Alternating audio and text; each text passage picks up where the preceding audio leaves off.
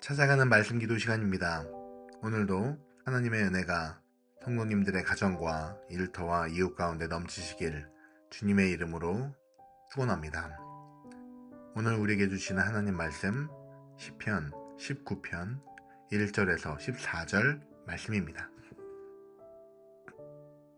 하늘이 하나님의 영광을 선포하고 궁창이 그의 손으로 하신 일을 나타내는도다. 날은 날에게 말하고 밤은 밤에게 지식을 전하니 언어도 없고 말씀도 없으며 들리는 소리도 없으나 그의 소리가 온 땅에 통하고 그의 말씀이 세상 끝까지 이르도다. 하나님은 해를 위하여 하늘에 장막을 베푸셨도다. 해는 그의 신방에서 나오는 신랑과 같고 그의 길을 달리기 기뻐하는 장사 같아서 하늘 이 끝에서 나와서 하늘 저 끝으로 운행하며 그의 열기에서 피할 자가 없도다.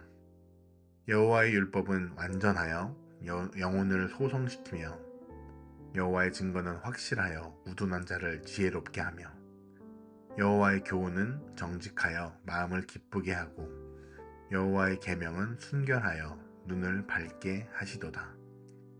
여호와를 경외하는 도는 정결하여 영원까지 이르고 여호와의 법도 진실하여 다 의로우니 금 곧 많은 순금보다 더 사모할 것이며 꿀과 송이꿀보다 더 달도다. 또 주의 종이 이것으로 경고를 받고 이것을 지킴으로 상이 크니이다. 자기 허물을 능히 깨닫는 자 누구리요? 나를 숨은 허물에서 벗어나게 하소서. 또 주의 종에게 고의 죄를 짓지 말게 하사 그 죄가 나를 주장하지 못하게 하소서. 그리하면 내가 정직하여 큰 죄거에서 벗어나겠나이다. 나의 반석이시요 나의 구속자이신 여호와여, 내 입의 말과 마음의 묵상이 주님 앞에 연락되기를 원하나이다. 아멘. 사람들은 종종 하나님을 내가 눈으로 보게 된다면 믿겠다, 내 두 눈으로 직접 보면은 내가 믿겠다라고 말하곤 합니다. 그러나 다윗은 이 세상 어디를 보아도 하나님의 흔적이 가득하다, 하나님이 계시다라는 증거가 너무나 많다라고 이 오늘 시편에서 선포하고 있습니다. 하나님은 거대한 우주에 자신의 영광을 기록하시고 이 성경이라는 편지를 통해 우리를 얼마나 사랑하시는지 전달하시고 계십니다. 오늘 말씀을 통해 우리를 향한 하나님의 그 세밀한 음성을 들으시길 원합니다. 오늘 본문은 하나님을 알아가는 이 세 단계에 대해서 다루고 있는데요.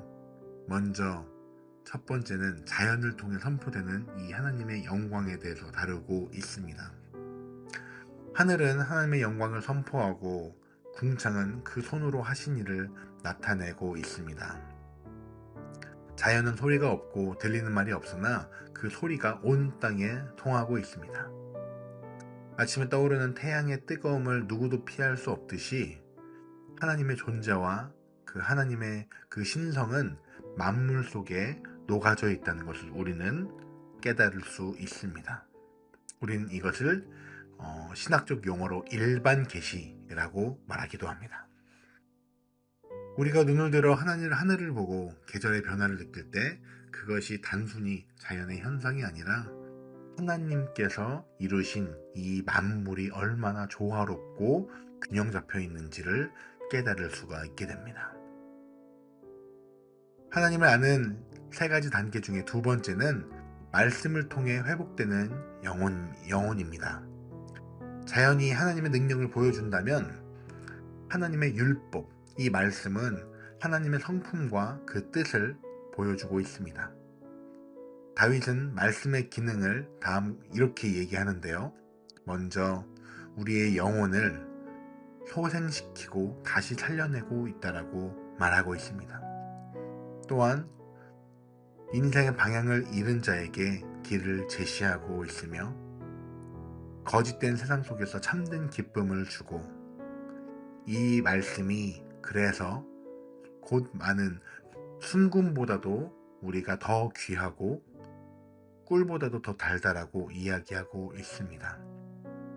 우리에게 주신 이 하나님의 말씀을 통해 우리는 하나님이 어떤 분인지 알게 됩니다. 아까 앞서 이야기했던 이 자연을 통해 하나님의 드러내심을 우리 신학적으로는 일반 계시라고 하고, 성경을 통해 그분의 성품을 드러내는 것을 또 특별 계시라고 합니다. 이 두 가지를 통해서 하나님은 우리에게 자신이 어떤 분이신지를 드러내고 계십니다. 그리고 마지막 세 번째로 우리는 창조 세계와 이 말씀을 묵상한 이 다윗에게 이 모든 이 시선을 자기 자신에 돌아보는 방식으로 사용하고 있습니다. 하나님을 깊이 만난 자는 반드시 그가 얼마나 죄인인지를 깨닫게 된다는 것입니다. 다윗은 자신이 깨닫지도 못하는 그 허물까지도 하나님께서 씻어주시기를 원합니다. 또한 그 죄가 나를 주장하지 못하게 해달라고 기도하고 있습니다. 그리고 마지막에는 그가 이렇게 고백합니다. 나의 반석이시요 나의 구속자이신 여호와여, 내 입의 말과 마음의 묵상이 주님 앞에 연락되기를 원하나이다. 이것은 단순히 내가 하나님 앞에 속해 이 행동이 주님 앞에 연락되는 자가 되기 원합니다라는 다짐을 넘어서서 나의 가장 깊은 곳까지도 주님이 기뻐하시길 원한다라고 하는 고백입니다. 그러므로 이 시편 19편은 하늘의 영광에서 시작하여 이 가장 작은 이 인간의 깊은 마음속 고백으로 끝을 맺습니다. 하늘을 만드신 그 거대하신 하나님이 바로 나의 구속자가 되어주신다는 것이 이 시편의 놀라운 고백입니다. 그러므로 사랑하는 윤용계 성도 여러분, 이 자연을 통해 하나님의 위대하심을 또한 살펴보고 이 말씀을 통하여 그분의 성품을 깨달으며 기도를 통해 나의 내면 깊숙이 하나님께서 행하시는 일들을 살펴보며 우리의 삶을 통해 주님 앞에 향기로운 제물로 우리 자신을 드리며 나아가는 사랑하는 윤용계 성도들 모두가 되시길 주님의 이름으로 축원합니다. 우리 기도하실 때 오늘 말씀을 붙들며 우리를 눈동자처럼 지키시는 그 주님의 손길을 신뢰하고 억울함 속에서도 입술을 지켜 범죄하지 않고 오직 주의 말씀 위에 굳건하게 서게 하여 주시옵소서. 눈을 열어서 세상이 아닌 주님의 얼굴을 보고 매일 아침 주님의 형상을 닮아가는 우리 모두가 되게 하여 주시옵소서. 다 같이 기도합니다.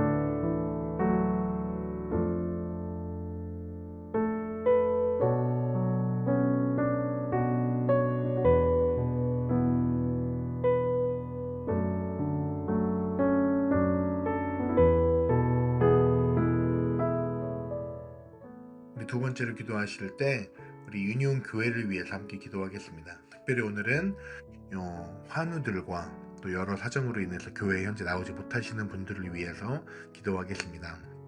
하나님께서 몸이 아픈 우리 환우들을 또한 기억하시고 또한 여러 사정으로 교회에 나오지 못하는 모든 교우들을 축복하여 주셔서 그들의 마음과 육신이 날로 강건해지게 하여 주시옵소서. 또한 그들이 어디에 있든지 늘 주님과 동행하며 살아가는 삶을 살게 하여 주시옵소서. 다 같이 기도하겠습니다.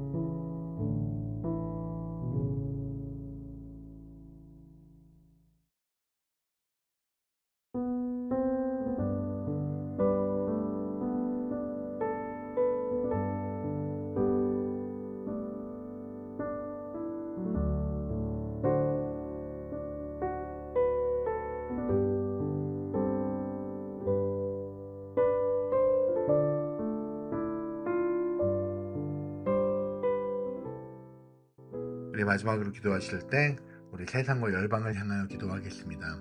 특별히 우리 위정자들을 위해 기도합니다. 대한민국과 이 미국의 지도자들을 바로 세워주시고 하나님의 말씀이 우리 조국과 이 미국 땅 가운데 올바로 서게 하여 주시옵소서.